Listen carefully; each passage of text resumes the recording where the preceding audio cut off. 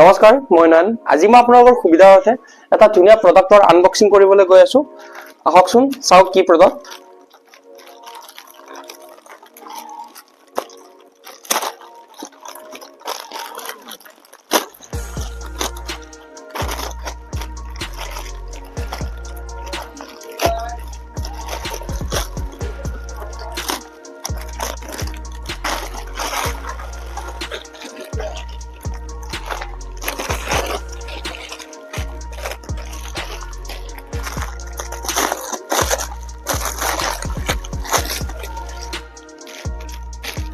এইডাল হৈছে tennis elbow belt.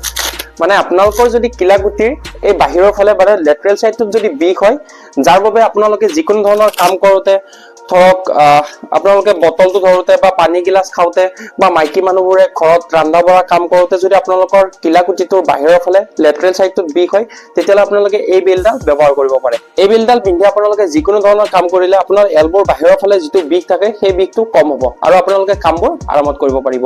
আহকচোন আমি এতিয়া চাওঁ এই বেল্টডাল কেনেকৈ পিন্ধিব লাগে। এই বেল্টডাল পিন্ধিবৰ কাৰণে আপোনালোকে কিলাকুটিটোৰ তলত 2টা আঙুলি বা 3টা আঙুলি দি এনেকে জুখি ল'ব লাগিব। তাৰ পিছত আপোনালোকে 3টা আঙুলিৰ তলত এনেকে বেল্টডাল লগাব লাগিব।